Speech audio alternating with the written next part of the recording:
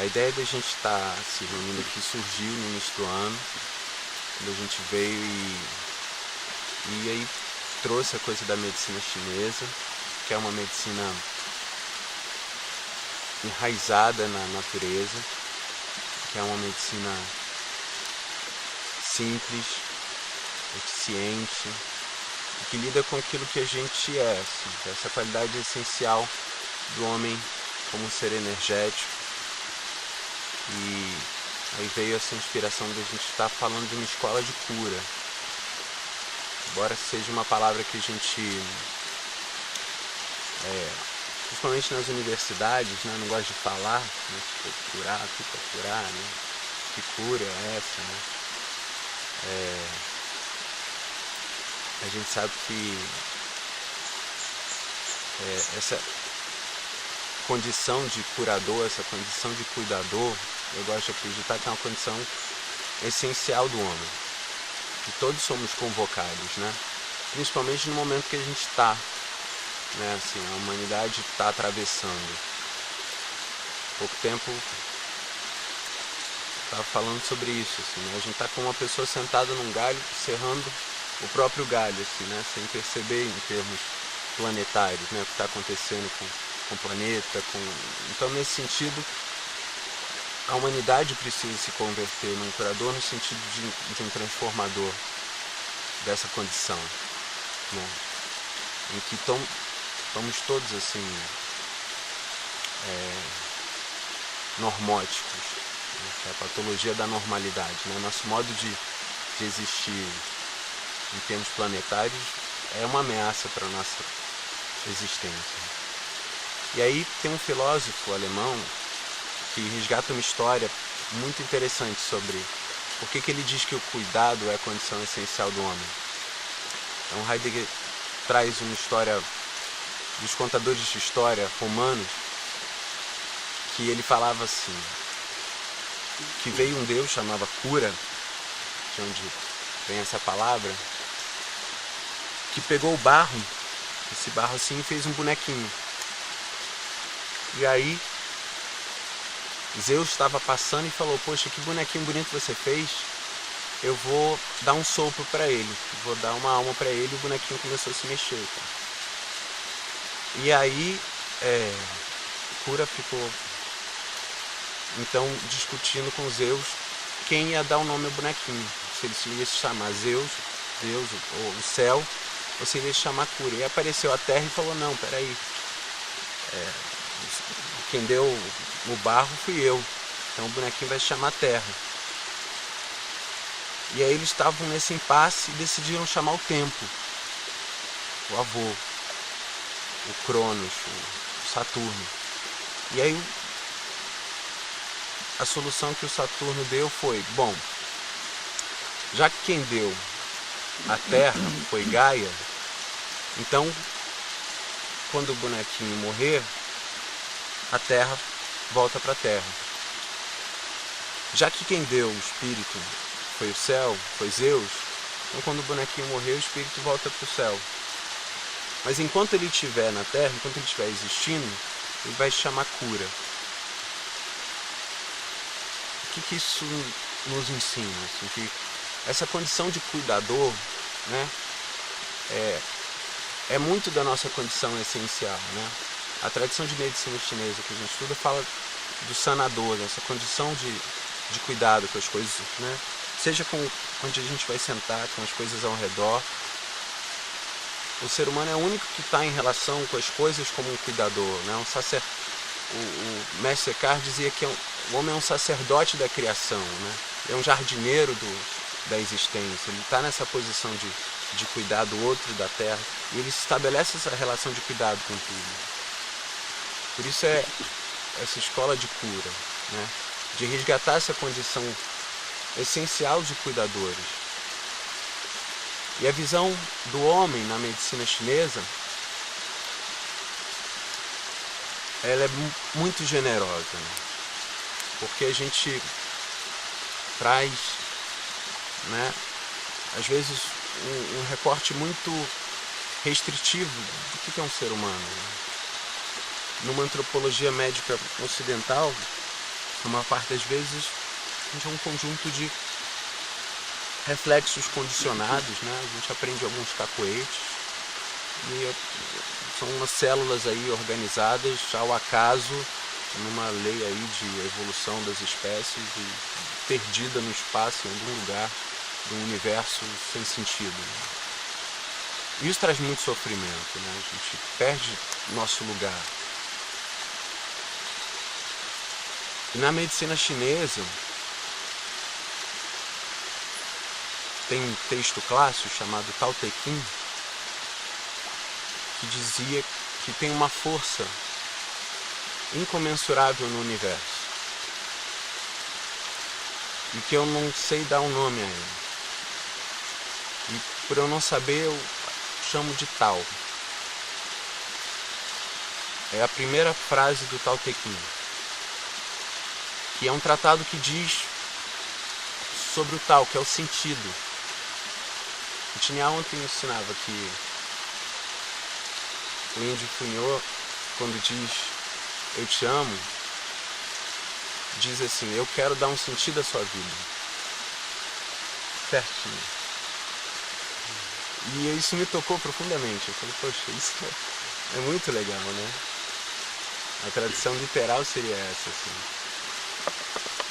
Se a gente sabe o nosso lugar na Terra, a gente sabe o nosso lugar na sociedade, a gente sabe o nosso lugar na família, onde a gente estiver, a gente tem um sentido no que está fazendo, não tem sofrimento, né? A maior causa de sofrimento é a perda de sentido, né? Cosme, que é psicólogo, pode estar concordando aí com a gente, reconhece que na clínica assim, da escuta da alma, na clínica da psicologia, o que convoca as pessoas é eu perdi o sentido da minha existência, eu não sei mais o que eu estou fazendo. O que eu estou fazendo não é mais o que eu quero fazer, eu desejo, e o que eu faço não se encontra no mesmo lugar. E um resgate fundamental da medicina chinesa, a noção de saúde, é essa. Tratar os sintomas, as manifestações físicas, dessa perda de sentido original, tem muitas técnicas e tecnologias e muitas outras práticas, mas a gente não perder de vista. A ideia chinesa de homem é um ideograma muito simples, que são dois traços. Um traço que começa no céu e um traço que se apoia na terra, que fala dessa origem celestial do homem. A noção de paz, o hexagrama do I Ching, diz que a gente está em paz quando o céu está sustentando a terra, quando os sentidos das leis que regem toda a natureza, que está representado no octograma de Fuxi, naquele, vocês devem ter visto o Paguá, né? As 8 direções, os 8 octogramas, essas são as leis celestiais. A gente vai hoje estar estudando os 5 elementos, são as leis da terra. Mas o homem tem sua origem nessas leis celestiais e se aporre e se enraiza nas leis da terra e dos 5 elementos. Um mestre de acupuntura ele dizia que a melhor tradução para esse ideograma seria uma ideia brilhante. De homem. Uma ideia brilhante. Fala dessa condição luminosa da energia. E aí, a energia, que é uma noção que vocês já devem ter ouvido falar, que a gente fala em Qi, tem na sua raiz a água e os vapores d'água se convertendo num feixe de arroz. Isso é energia. A gente pode interpretar isso como Einstein converteu, né? Ele disse, olha, matéria e energia são uma mesma coisa. Ele equacionou isso matematicamente. Os chineses, de uma certa forma, equacionaram isso também. Eles disseram, olha, aquilo que é vapor d'água também é água, também é gelo e também é o feixe sólido de trigo, dos grãos. E essas coisas se convertem, tem uma porta entre elas, uma se converte na outra, que é uma noção de transformação, de mutação. E aí a gente pode trazer a origem dessa transformação com o primeiro elemento, que embora tenha esse reflexo na Terra, para os chineses eles dizem, numa constelação do norte vem uma luz negra que se expressa nas águas, que se converte nos rins, que se aprofunda na bexiga e que se expressa nas funções fisiológicas que a gente vai estar estudando. Então as manifestações do mundo material são manifestações celestiais que se condensam. Na tradição cristã disse que sobre as águas parava o Espírito de Deus. Na Gênesis havia a água e o Espírito de Deus na criação. E a gente sabe que, ou a ciência acredita que a vida no planeta começou da água. E nós somos água, né? 80, 70, um número generoso do que nós somos é água. E a gente, ao longo da existência, vai a cada passo deixando uma gota de água no caminho, vai perdendo água. Mas que água é essa? Né? Que água é essa? Pode perguntar. Que água é essa? Né? Que se transmite. E aí a água é não só a água da fonte, a água que está no nosso corpo, mas é também a água simbólica, né? A água que é aquela que carrega e transmite a vida no planeta, né? Esse planeta água. O ideograma de água, em chinês, chama shui. Talvez tenha ouvido falar do feng shui, que é vento e água, que é a arte chinesa de você administrar os fluxos de energia subterrâneos das águas e dos ventos, como é que circula a energia. Shui tem 9 traços.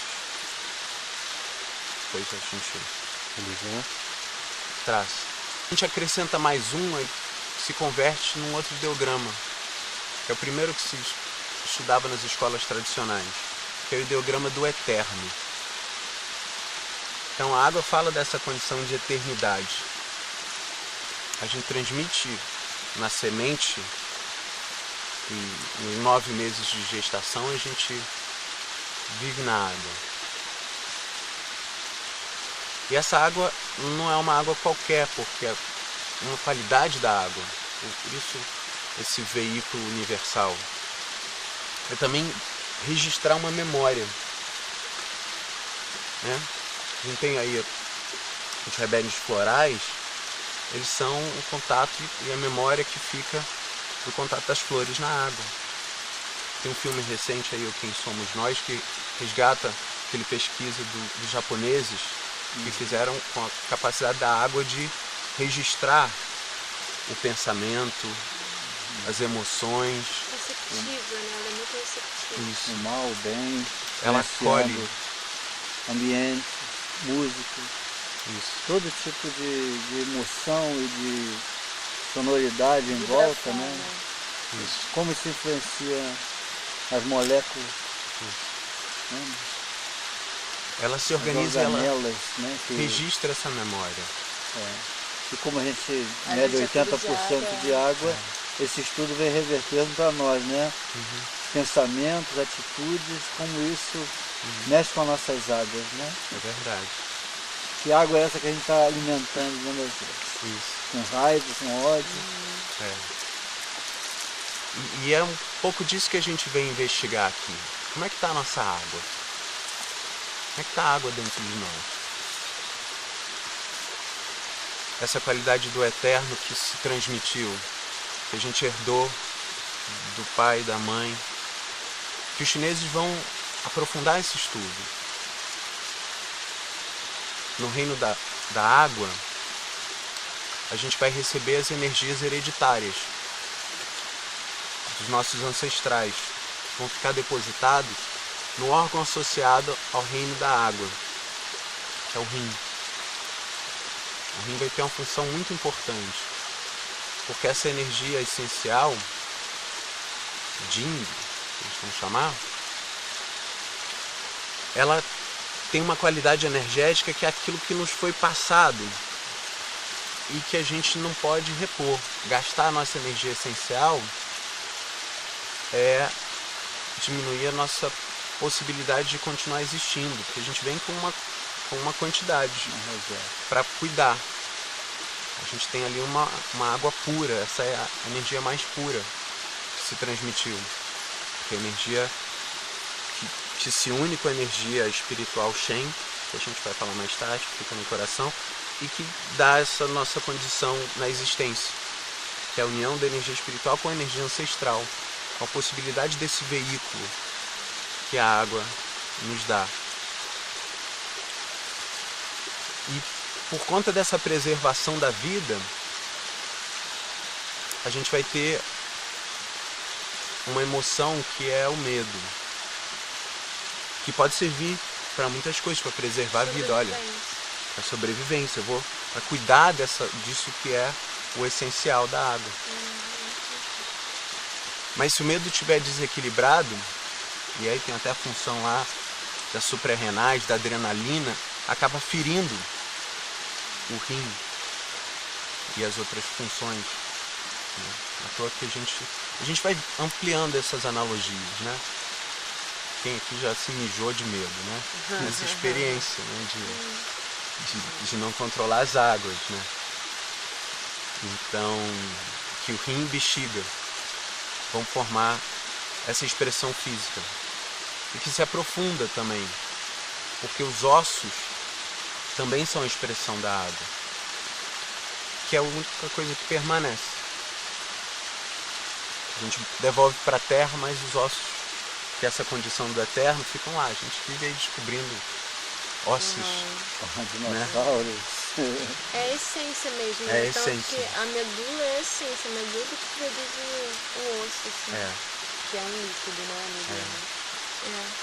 A medula, então, também está exatamente ligada a essa função da água. O cérebro também está ligado a essa função da água. Isso a gente vai envelhecendo, perdendo água e vai perdendo essas funções do cérebro. A produção de sangue, tem muitas funções. Mas pensando sobre o elemento, a gente vai falar de 5 elementos. Mas fundamentalmente a gente vai falar da água, porque fala-se da transformação, da mutação desses elementos. E, na verdade, é a água se transmutando, passando por um processo alquímico de transformação. Essencialmente é a água. O que se transforma? O que muta? É a água. A água que vai passando por estados. E cada um desses processos, se convertendo em madeira, em fogo, em terra, em metal, trazendo a memória e voltando ao processo, mas não como ela começou originalmente, mas com essa experiência que ela adquiriu nos 5 reinos mutantes. Que a gente pode pensar como qualquer atividade. Toda atividade tem uma origem, um sentido. Ela começa seu movimento, ela encontra a máxima expansão desse movimento no fogo, depois ela declina, depois o metal, que a gente vai ver, está ligado à memória e ao registro dessa experiência, e que retorna à água de novo. Mas não da mesma forma, mas com a experiência apreendida. Então essa nossa travessia, a gente pode ver esse ciclo de expansão, de contração, nas pequenas experiências, numa ação. Nosso encontro aqui vai começar, vai ter uma máxima expansão, vai terminar, a gente vai trazer a memória e vai transformar.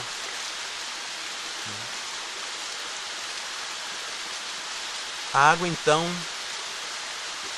fala dessa condição eterna, dessa condição que está ligado também a você saber seu lugar, a ter responsabilidade, que é a emoção que também está associada ao elemento da água.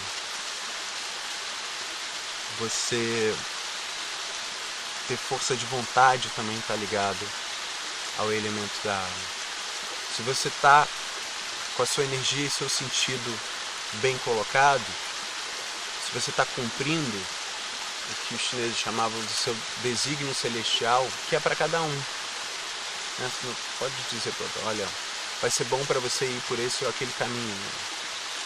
Bom é quando você diz vai, para onde? Vai no seu caminho, vai em direção a você mesmo. O Dr. Bar fala na missão, né? A missão que cada um tem. Você está bem quando você está na sua missão. Você está seguindo o teu plano de... E para os chineses, isso é uma função para a qual você veio desenhado. Você está num corpo, você está com algumas condições, com alguns recursos que você herdou, para você desempenhar todo o potencial dessa qualidade. E aí, às vezes a gente perde essa orientação. Perde o sentido. Perde o sentido. Perde o caminho. Castaneda vai falar, né, dessa ética do caminho. O caminho é um caminho qualquer, a menos que ele seja um caminho com coração, seja um caminho com sentido. E aí, trazendo assim para uma dimensão mais prática, uma água firme, a gente vai ter os ossos firmes, né? A abertura nos rins, que são duplos, vai falar da escuta também, vai se abrir nos ouvidos, Da recepção. da também, recepção, da acolhida. E é interessante que a gente pode fechar os olhos, a gente pode tampar o nariz, a gente pode calar a boca, a gente não pode tampar os ouvidos, falar não quero escutar. A voz que te convoca ao sentido, pode tentar. Não dá. A gente é todo... Mesmo que você não escuta os ruídos exterior, você escuta o interior. Isso. Porque essa voz do seu sentido não pode ser calada. Você pode tentar fugir. E aí tem uma história até que envolve a água na tradição cristã, de Jonas. Jonas é o profeta que recebeu a missão, falou, vai para Nínive, vai lá que lá tem as pessoas estão precisando ouvir o que você tem para dizer, o que eu estou dizendo aqui para você dizer. Falou a voz do sentido. E aí Jonas chegou num porto e tinha um barco que ia assim em direção a um lugar mais tranquilo lá. Chegou lá no porto e falou, olha, tem um indo aqui lá pro Rio de Janeiro, tem um indo para Búzios. Então você vai, não, vou para Búzios, lá tá mais tranquilo. Rio de Janeiro tá muita confusão. Mas a voz dizia para ele, não, você tem que ir para Rio de Janeiro, lá as pessoas estão precisando de você, né? E aí ele malandramente falou, não, vou escutar não. E pegou o barco e foi em outra direção.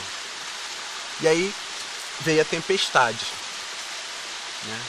Toda vez que a gente foge desse sentido, a gente atrai tempestade.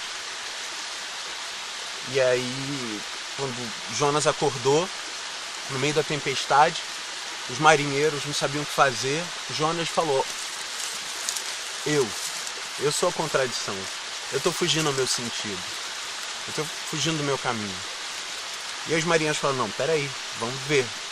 E tiraram a sorte, e a sorte apontou para Jonas. O que é a sorte? E aí Jonas foi jogado ao mar, a tempestade se acalmou. Ele foi devolvido para a água ali. E ele foi parar no ventre do grande peixe. Essa condição uterina, assim, de reflexão, e falou, realmente não dá, eu posso tapar meus ouvidos, mas essa voz vai continuar me chamando. E ele então vai para Nínive e espalha lá a palavra que ele recebe. Então, a gente não pode tapar, né, essa escuta do essencial. Por isso, cuidar da água é sempre importante. Em termos da prática da medicina, a gente nunca vai encontrar um excesso de energia do rim. Isso é interessante. Um excesso de energia do rim, da energia da água. Na prática, como você começou a falar? Na prática, na medicina chinesa, você nunca vai ter um excesso de yin do rim, da energia essencial. Ela vai estar faltando na maioria das vezes, principalmente nos anciãos. Mas essa energia não vai estar nunca deficiente. E ela também, eu achei uma coisa legal, porque ela é essencialmente em água, né? Então, quando tem uma deficiência de energia, ela fica com excesso de yang, né? Que seria doenças assim, inflamatórias. Isso. E é assim mesmo, né? Fora a idade da perda normal, né? Qual é outro mecanismo de perda de energia do rim? A vida desregrada, por exemplo, dormir pouco para você não respeitar o ciclo yin de reposição de energia à noite, o excesso de atividade sexual, porque parte da energia essencial é depositada na semente. Então, se você tem um excesso de atividade sexual e que aparece, por exemplo, como um sintoma, né, de deficiência de yin do rim, né, também você desperdiça essa energia essencial. E basicamente isso. E o medo, né, as situações de medo passam a ferir então o rim, né, esse estado de alerta excessivo, de medo, de pânico, de estresse acabam gerando lesões também nas funções do rim. E para repor, desculpa te interromper, mas para repor é beber água mesmo, além de harmonizar essas questões? O elemento, o sabor da água é o salgado, né? O sal que vai ser responsável pelo equilíbrio hídrico do corpo, né? Dos sais minerais. Então, através da alimentação, alguns alimentos específicos, por exemplo, propriedades que vai se encontrar nos ossos, assim, na canja, nas algas, no sal marinho, são formas da gente estar repondo essa energia essencial do rim. A prática de meditação, a prática de Qigong, para você circular a sua energia e proteger. Porque o que acontece? Sempre que você tem uma perda dessa energia original nas outras funções, você vai puxar do rim.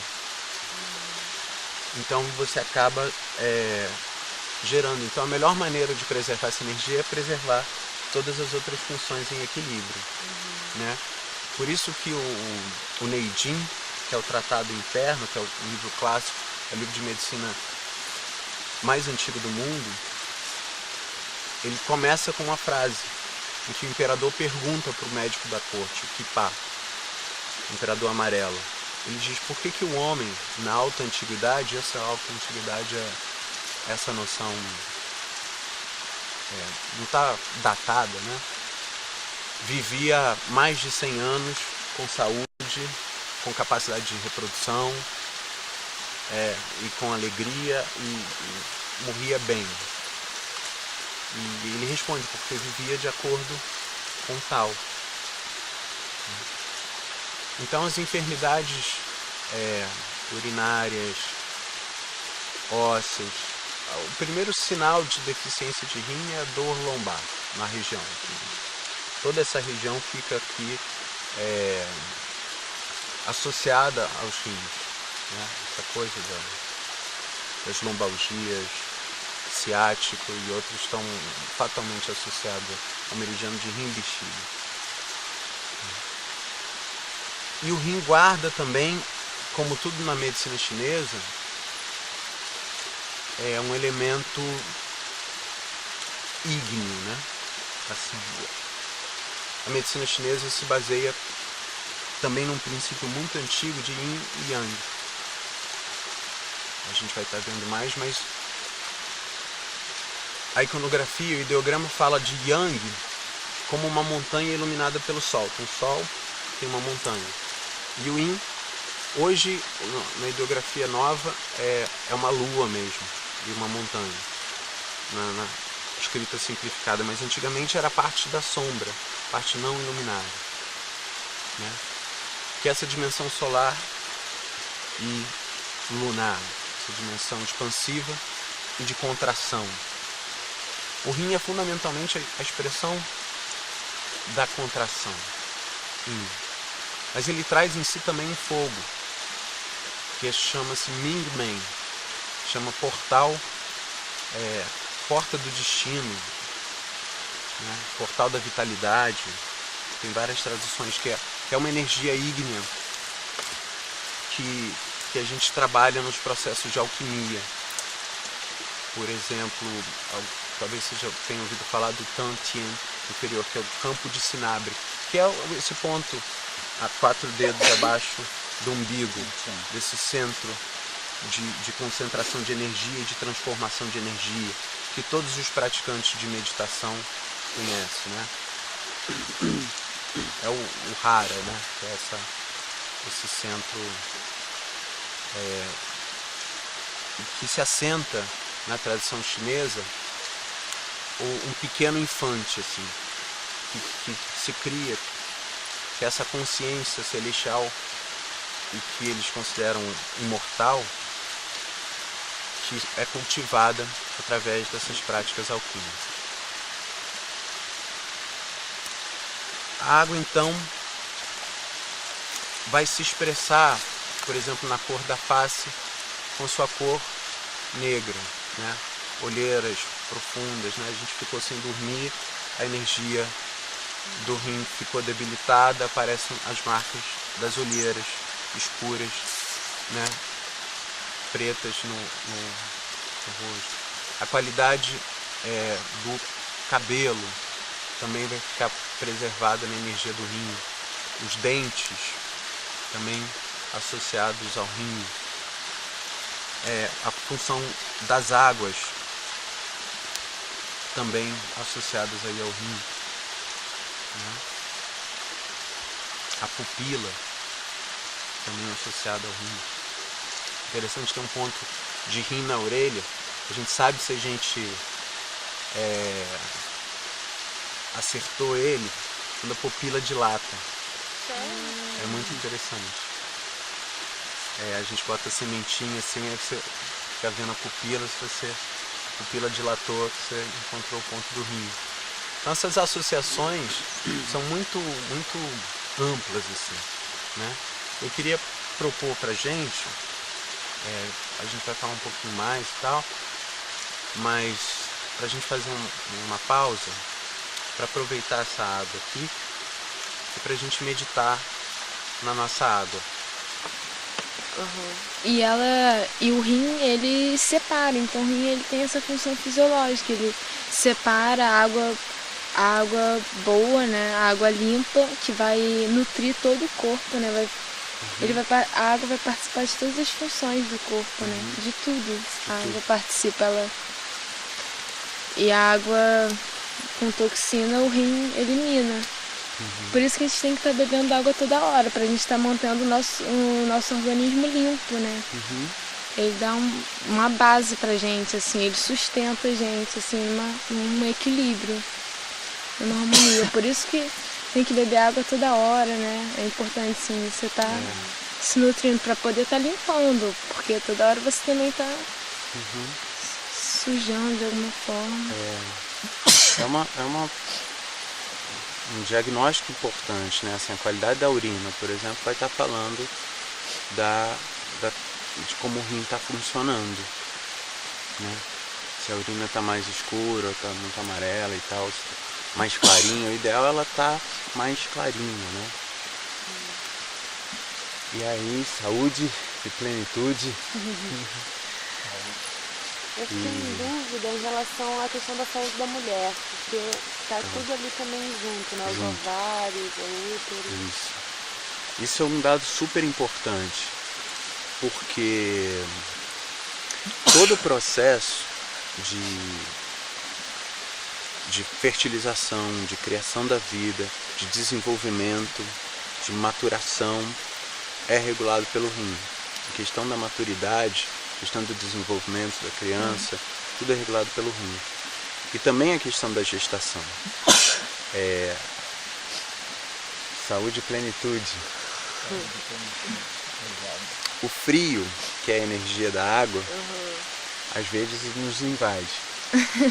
E aí invade principalmente o pulmão, que a gente espirra assim, tentando botar para fora esse agente externo. Mas aí voltando, a saúde da mulher. A questão da fertilidade feminina, ela é essencialmente o Yin. O ciclo de maturação feminino, que é um pouco antes do que o masculino, o ciclo feminino são um ciclo de 7 anos na medicina chinesa, e do homem são de 8 anos. Ele percorre esse caminho de maturação da energia essencial que fica armazenada nos rins e entre eles ali o ovário. Então, o tratamento fundamental para, por exemplo, infertilidade masculina e feminina é fortalecendo a energia essencial depositada nos rins. E aí, por isso a importância da alimentação orientada para preservar essa energia essencial durante a gravidez, porque é essa energia que vai ser transmitida para o filho. E para preservar também, porque senão, depois que a mulher tem o filho, tem uma perda de energia essencial que ela doa para o filho. Então, para recuperar e manter a saúde, o elemento da alimentação e da acupuntura na prevenção são muito importantes, assim, muito utilizados. Você pode repetir alguns alimentos nesse caso? Então, o sabor fundamental é o sal. E aí a gente recomenda o sal marinho, né, pelas suas qualidades minerais mesmo. Por conta dessa coisa do osso, do tutano, as canjas, os peixes vão também trazer essa coisa dessa energia, essa energia essencial que fica no osso, assim, mais do que a carne, o osso mesmo, né? E que as pessoas reconhecem Cozinhar o osso. cozinhar o osso, né? E que não, eu falo assim da canja porque feita com osso junto, né? Vai trazer e resgatar isso, né? Um alimento que tem muito também, e cultura popular sabe disso, né? É a coisa da rã também, a coisa do caldo de rã, fortalece. As algas marinhas, né? A água de coco, alimentos como a melancia, assim, o suco de melancia, água, né? O suco de melancia com água de coco, então, melhor ainda, que resgata essa coisa da energia. A água tem uma função muito importante também, porque um meridiano, que a Alice depois vai mostrar pra gente, que é o da bexiga, que percorre toda aqui as costas e tal, é o mais longo dos meridianos. Ele vai fazer essa ligação de todos os outros órgãos e funções. Então, através dele, através da água, no meridiano da bexiga, você pode atuar na função essencial em 3 linhas paralelas de pontos de acupuntura. Na função essencial, na função fisiológica ou mais física e nos psiquismos associados aos órgãos. No canal, que é um canal duplo de bexiga, que passa nas costas, mais perto da medula mesmo, que resgata essa energia essencial. Então, através da água, você pode estar atuando em todos os meridianos de acupuntura. E uma leitura muito importante também é que a descrição que os chineses faziam dos canais de acupuntura Por exemplo, ponto de acupuntura em chinês não é ponto de acupuntura. O nome é Xue, que é caverna. Seria a melhor tradução, assim, seria uma caverna mesmo. E o trajeto dos pontos, começando nas pontas dos dedos, a gente vai encontrar uma sequência de 5 pontos funcionais, são chamados pontos Shu antigos, que vão começar no ponto que eles chamam de Ting, que é o ponto poço, ou fonte, né, fonte de água, assim, poço, depois arroio, rio, vai aprofundando até chegar riacho, até chegar rio, até chegar ao mar. E vai aprofundando a profundidade, mesmo que você introduz a agulha. Né? Os pontinhos na ponta do dedo você não pode, obviamente, aprofundar muito. E aí você vai aprofundando até pontos mar, que são pontos profundos, em que você pode mesmo introduzir a agulha. Então, os trajetos da acupuntura são os trajetos da água pelo corpo. Mas aí uma outra qualidade da água que está associada ao Qi original, que está associada à função energética da água. Né? A gente está às vezes com o olho assim bem aberto e desperto e bebe água, percebe que é pura luz que está entrando. Né? E está ciente de que a gente está movendo rios de luz, canais de luz, riachos mesmo, e há uma geografia no corpo, nesses canais de energia. E aí tem essas cavernas, esses pontos, onde a energia, como uma água, se concentra, e aí você pode convocar essa energia a manifestar a sua qualidade. E essa qualidade vai se expressar a partir do movimento, que é em relação aos órgãos, o que a medicina chinesa vai chamar de órgão, por exemplo, assim, é o coração, 5 funções também. No caso, os rins, o fígado, o coração e o baço pâncreas. Essas são as funções que eles vão identificar como órgãos. Tem funções mais yin, ou seja, são concentrações dessa mesma energia. O que é o rim enquanto órgão? Assim? É a concentração dessa energia da água na expressão, vamos dizer, material no corpo.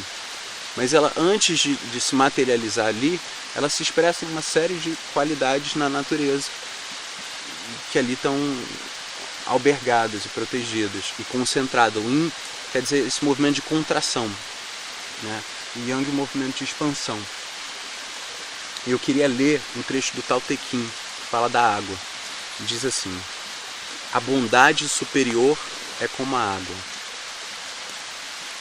A água favorece todas as coisas e não exclui nenhuma. Permanece em todos os lugares que outros depreciam. E nesta medida se encontra o Tao. Essa coisa da trajetória, né? De água ir lá, os filetinhos, né? Tem esse ditado aqui no Brasil, que água mole em pedra dura, né? Bate até que fura. E a gente, essa qualidade que não para, e que fala dessa condição existencial de ser como um rio, e cada um é um rio próprio, cada um é uma água com uma direção, e que todas vão dar no mar, né? Um dia toda a água encontra sua fonte, esse ciclo e esse sentido. Então ali estava trazendo esse senso de purificação também. Está na nossa tradição cristã, o batismo, né? O nascimento, é nascer da água, né? Originalmente não era só molhar a cabeça, né? Originalmente afunda aí, cara, entendeu? Você morre ali e depois volta, né? E aí nasce de novo da água, né? E é reanimado, é reavivado. Então tem essa tradição da água viva, da água da fonte, da água pura, do maná, né? Que água é essa que você está bebendo? Como é que está a nossa água? A gente para assim para investigar.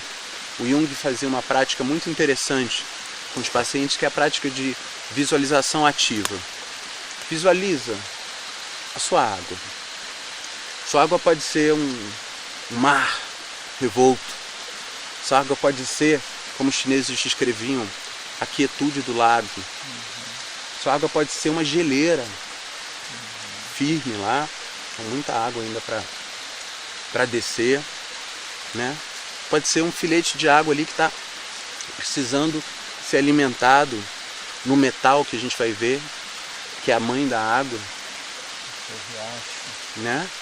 Que nasce aqui da pedra, né? Mas às vezes não é na água que tá na pedra, na fonte, né? Alguém tá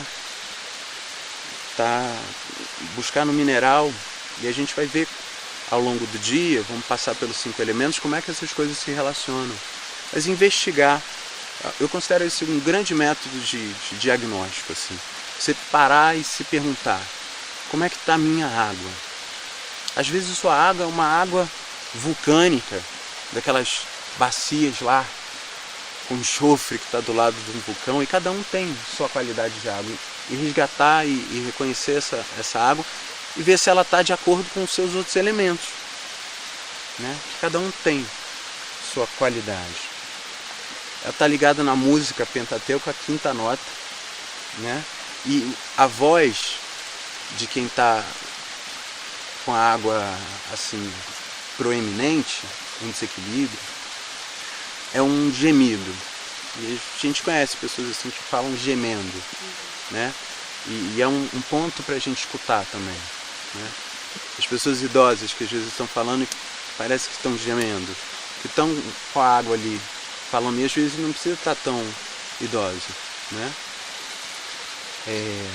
Mário, posso perguntar uma coisa? Quando uma pessoa assim, porque tem algumas pessoas detestam água, assim, isso tem alguma coisa a ver? Pessoas que não conseguem beber água, né? Que não gostam de água. Normalmente essas pessoas encontram desequilíbrio no reino da água, assim, no reino mutante da água. Elas têm deficiência no reino mutante da água. E a maneira mais simples de se ver isso é na língua, né? Assim, essas pessoas normalmente têm uma rachadura que nasce lá na raiz da língua e se estende para o meio da boca, que é o sinal mais claro e evidente assim na língua dos desequilíbrios da água. Já atendi assim pessoas nessa situação. Então, o psiquismo, cada órgão na medicina chinesa tem uma entidade, vamos dizer assim, psíquica ou anímica correspondente. Tem uma função que é quase que seres independentes, assim. O que a gente talvez mais se aproxima da nossa noção de alma e espírito é o coração. Mas cada um dos outros órgãos tem uma entidade visceral, anímica, independente, que morre depois da morte física em diversas etapas. A tradição tibetana, que também está muito próximo da medicina chinesa, trabalha com acupuntura, vai falar que esses são os vários processos de morrer, né? Você morre, mas ainda algumas funções estão funcionando, e aí o que subsiste mesmo é o Shen, que é o que fica no coração. Mas, por exemplo, outras funções que a gente pode identificar, por exemplo, com o fígado, que a gente vai falar depois, que seria a alma etérea, que é a que faz a gente sonhar, essa coisa assim de você sair do corpo, de você viajar no pensamento. Isso é uma outra função. Essa função também morre num determinado momento. E a alma visceral, que fica armazenada nos rins, chama Cha, que traz esse senso de responsabilidade, de firmeza, de saber o seu lugar, e uma responsabilidade que não é só assim, por exemplo, com o seu trabalho, mas é uma responsabilidade global, assim. Quando você está com a água e com a sua essência bem, você reconhece, por exemplo, a ameaça planetária e se coloca perante essa ameaça numa posição responsável, né? E é se situar na natureza, porque você está trazendo essa condição global, essa condição de saber o seu lugar, saber a sua responsabilidade, ter a sua firmeza, né? Então essas ideias todas estão associadas a essa função então do Cha, né? A cor é o negro, a gente já falou, mas o negro que na nossa tradição tem um sentido pejorativo, né? A gente associa o luto como uma ausência de cor, eles vão ler de uma maneira diferente, né? Que é a fonte de todas as cores no céu, né? No negrume do céu, e que é a absorção de todas as cores, né? As cores que a gente vê são as cores refletidas. O negro absorve, então ele contém todas as cores, que é essa noção do vazio fértil, da vacuidade, de onde emergem todas as possibilidades. A água traz essa condição de todas as possibilidades, por isso de imprevisibilidade, né? Que é uma maneira diferente. Então, por exemplo, o médico chinês, não sei se vocês já viram assim, algumas imagens, os mestres lá de Tai Chi Chuan, eles vão usar preto. Né? Hoje em dia não. Também, né? Alguns monges, né, chineses vão usar preto, como esse encontro. Né? O rim também forma o sangue através da medula óssea. Né? Na formação do sangue, todos os órgãos vão participar. Mas a qualidade de formação na medula, principalmente das hemácias, né, está associado ao rim e à água. Então, é isso. Para a gente encerrar, falta dizer então de um eixo importante, que é o eixo água e fogo. A gente, quando falar do fogo, vai estar falando um pouco mais disso, que é esse eixo alquímico entre o coração e o rim. É um eixo vertical de troca de energia importante e que vai formar então um canal unitário do rim com o coração, os meridianos que vão se integrando. O elemento que a gente vai estar falando agora é da madeira, que representa na tradição chinesa o início do movimento. Enquanto a água busca a calmaria do lago, a madeira representa esse movimento. Né? Eles estão intimamente ligados. E como a gente falou antes, os chineses vinham nos 5 elementos um padrão cósmico, assim, um padrão universal de energias. E eles diziam que da constelação do leste vinha uma luz verde e azul também, que se expressava nos vegetais, também na cor do céu, que é reflexo do verde que está no mar, né? E que no corpo se conformava no fígado e na vesícula. E em todo o processo há esse movimento original e que representa no corpo as coisas que estão ligadas ao movimento. Os músculos, os tendões,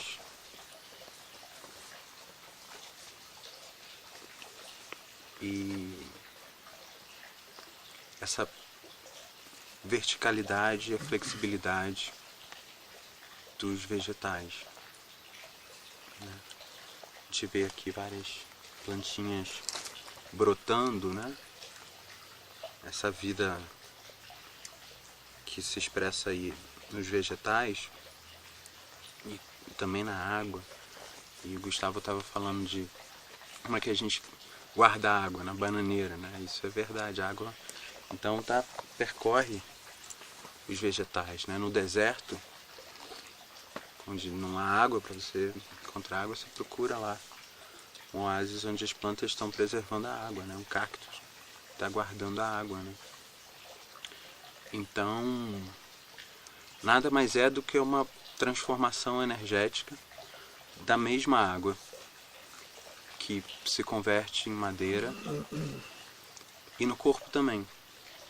O fígado e a vesícula biliar vão guardar essa expressão do movimento.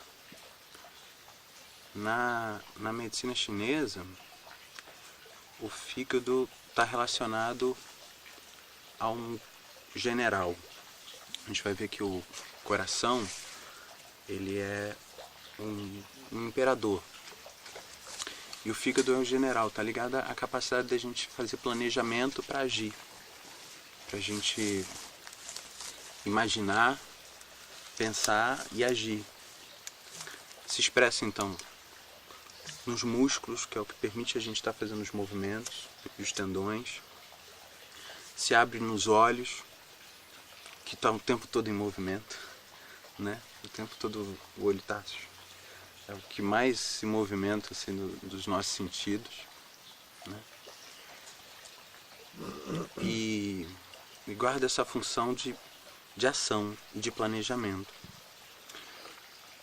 agindo de acordo com a nossa função e com a vontade do coração. Quando o fígado não consegue agir, não consegue se expressar, ele entra em estagnação, a energia dele para de circular e gera a emoção de desequilíbrio dele, que é a cólera e a raiva, né? Que é muito bom num determinado momento. Você está precisando fazer alguma coisa, você não está conseguindo e bota uma energia a mais que a raiva traz.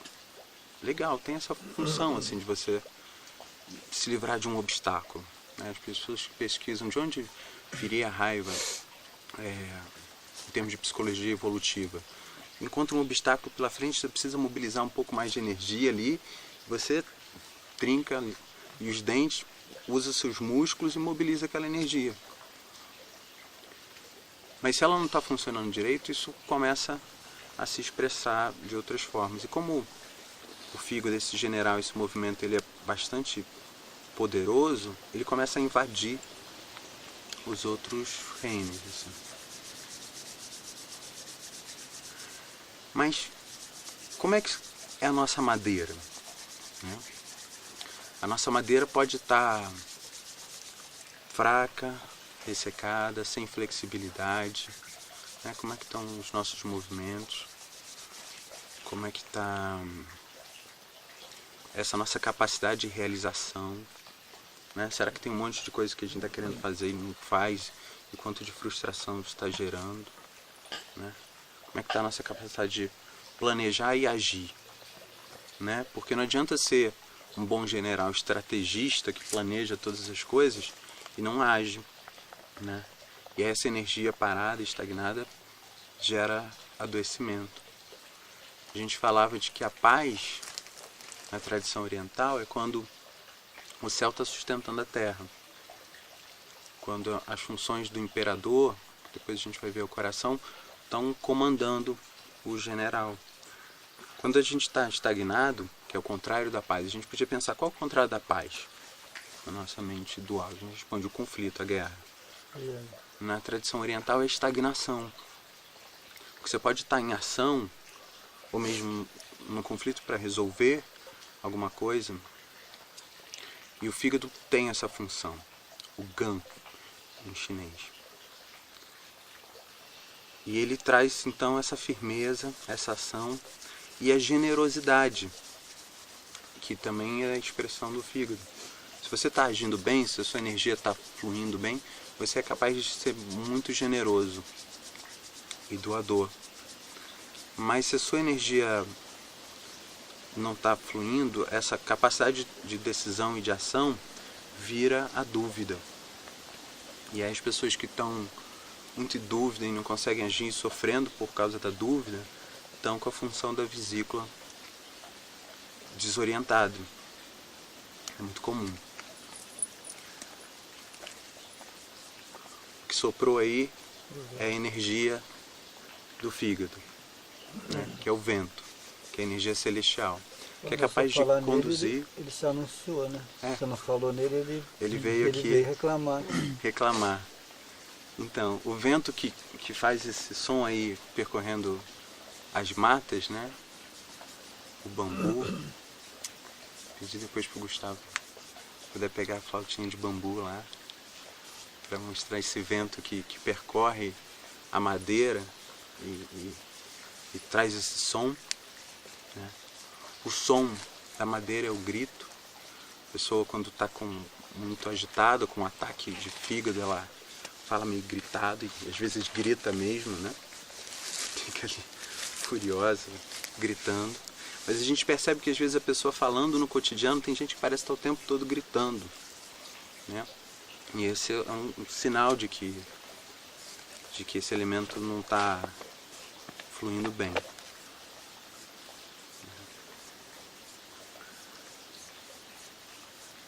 Essa transformação do reino vegetal, né, com toda a sua doação e generosidade que está aí nas frutas, no alimento, nas coisas todas que vêm, também estão expressas na generosidade do fígado, que é expandido então pela vesícula. O que o fígado faz no corpo? Ele tem uma função muito importante de regular e armazenar o sangue, né?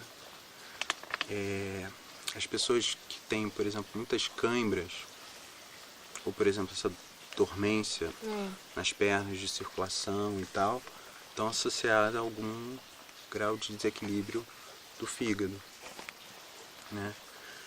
As varizes, as amenorreias ou dismenorreias nos ciclos menstruais estão normalmente associadas aos desequilíbrios no reino da madeira. Por que o fígado tem essa ligação? Ele, na medicina chinesa, ele tem a função de acolher o sangue, fazer ele circular.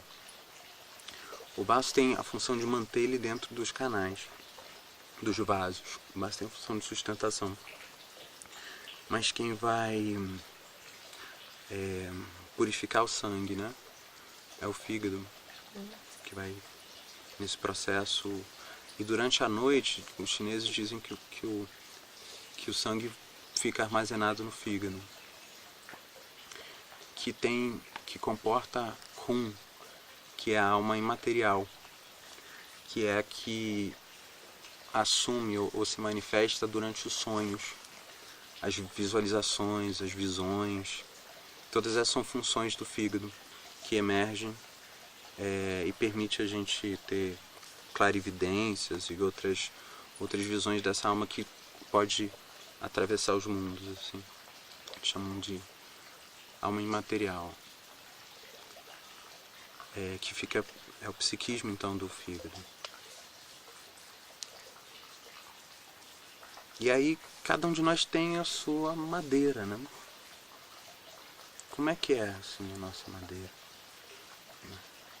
Queria que a gente buscasse o ideograma original de madeira. É interessante que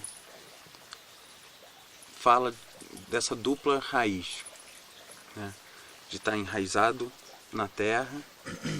São 3 tracinhos assim para baixo, assim, tripé para baixo e um pé para cima, assim, uma árvore mesmo, né?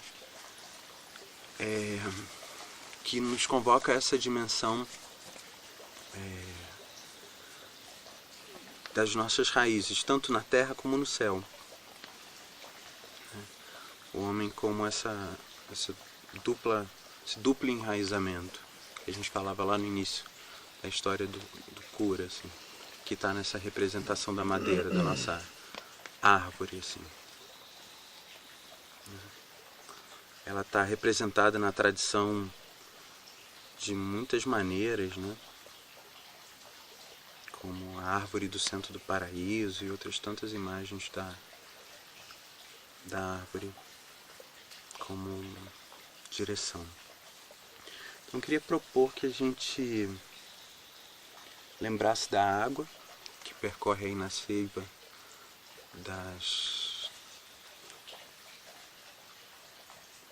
disso que está aí ao nosso redor, dos vegetais, né? A gente tomou hoje um suco verde e o Gustavo estava falando que é sangue verde, né? E o sangue é exatamente a expressão do fígado também, né?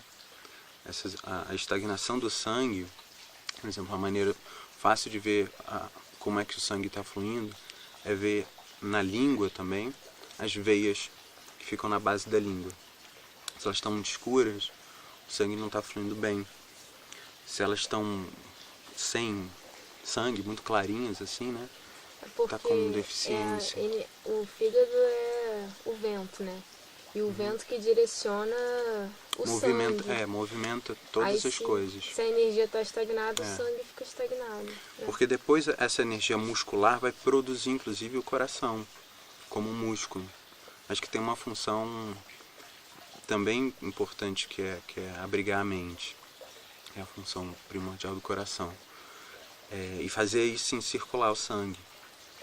Mas essa estagnação, principalmente esse processo de regeneração do sangue, da qualidade do sangue, tem a ver com a nossa qualidade de madeira, né? Então as pessoas que têm, por exemplo, que ficam roxas à toa, assim, então bate qualquer coisinha, estão ficando roxas, estão com essa qualidade em desequilíbrio, assim. A qualidade da unha, por exemplo, as pessoas que têm unhas muito quebradiças, estão com desequilíbrio na madeira, também é uma expressão do reino da madeira, né? Os olhos, que é a abertura, as pessoas que ficam irritadas, ficam com os olhos vermelhos, né? Ou as pessoas que têm hepatite também, né? Ficam com os olhos amarelados, né? Essa relação entre o fígado e os olhos é muito evidente, assim. Anemia também, né? Deixa eu só lembrar uma coisa, você falou do sangue verde, e aí eu associei a icterícia, que literalmente a gente fica verde, né? E é uma doença do fígado, né? Isso. Do órgão fígado. Isso. Achei interessante essa coisa do sangue verde, né? A seiva. As folhas verdes, assim, ricas em ferro e tal, vão ser nutritivas para o fígado.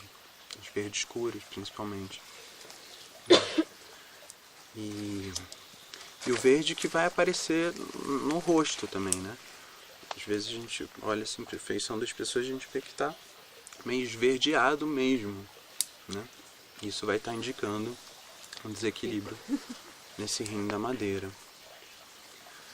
E a madeira saudável, firme, mas não, às vezes ela é firme, mas é grande demais, né? Assim, ocupa um espaço de muita ação, de muito planejamento, e precisa encontrar equilíbrio com os outros reinos, né?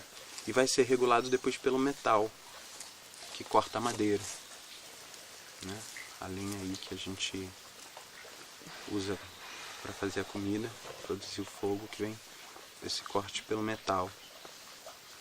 Então vamos fazer assim essa coisa dessa prática que o Jung propôs, de pensar sobre a nossa madeira, o que a madeira pode estar assim ensinando pra gente. Escolher uma dessas plantas aí ao nosso redor, ver qual que pode ser nossa professora, né? Buscar essa verticalidade, essa flexibilidade, né? A madeira também, quando tá ruim, perde a flexibilidade, quebra fácil, né? Ver como é que tá a nossa madeira, se ela tá flexível, se ela tá permitindo a gente se movimentar, a gente planejar, agir, né? Se nosso fígado tá se irritando à toa, né? O fígado que tem uma energia forte, que movimenta todas as outras, que é o veículo de todas as outras, mas que também pode invadir, por ele ser esse general de ação, ele pode invadir o pulmão e causar asma, falta de ar, tremores, convulsões, tudo isso que treme, né? Ontem a gente falava que o vento se expressa na língua, você pede para alguém mostrar a língua e tá tremendo, né? Ela fica mesmo assim tremendo. Quando tem esse vento, essa invasão de vento, que acontece muito associado aos resfriados, e a garganta também, né? A energia do fígado, quando invade o pulmão, fica aquele bolo na garganta, que é também da raiva não expressa, né? Às vezes você engole aquela energia, ela fica presa ali na garganta. Então aprender a transmutar essa energia, né? Não é reprimir a energia do fígado também, que também não é legal. Ela sobe também para a cabeça, porque tem um canal que une a vesícula, canal interno que une a vesícula ao Pai Hui, que é a união dos 100 pontos, que é o ponto máximo de yang do corpo aqui no topo da cabeça, que cria um meridiano unitário, que é Taiyang, que percorre toda essa região, criando as cefaleias de desequilíbrio do fígado, né? Quando a gente bebe muito, afeta o fígado, tem ressaca, afeta a cabeça, dá dor de cabeça, por exemplo, né? Pode invadir o coração, causando delírios, né? Loucura, por excesso de yang do fígado invadindo o coração. Muito comumente invade o estômago, e aí tem duas funções. Ele pode tanto afetar o baço, causando diarreia, que tem a função de empurrar, sustentar as coisas, invertendo o fluxo do baço, causando diarreia, ou invertendo, por conta da energia, o estômago, que empurra as coisas para baixo, causando vômito. Então essas duas coisas acontecem por conta da invasão do fígado. E o vento calor do fígado é muito comum. Então essa coisa da indigestão, né? Você comeu alguma coisa e brigou com alguém, e a digestão passa a não funcionar muito por conta dessa disputa do centro. Tem gente que vomita também quando tá com muita dor, né? Uhum. Eu acho que a dor deve estressar também o fígado, né? A sensibilidade à dor está ligada ao metal que regula o fígado, assim, né? E a relação do metal, por exemplo, que é a tristeza, a gente vai ver depois, a melancolia, ela segura a raiva, assim, né? Muito comum a gente ficar assim com muita raiva e depois chorar, assim, e ficar triste, porque é um movimento de compensação. A energia do metal vem para equilibrar aquela energia do fígado. Mário, por que a gente não, nesses 5 elementos aqui, não está o vento, o ar? Os 4 elementos da tradição grega incluem um ar que está relacionado ao metal, né? Que o pulmão, a respiração, tá um pouco relacionado com o metal, né? Na tradição chinesa. Os 4 elementos da tradição grega que incluíam o 5º elemento, que seria a quintessência. Aí são de tradições diferentes, mas são ao mesmo tempo muito próximos, porque a relação entre eles, né, vai dar muito dos psiquismos. Por exemplo, os humanos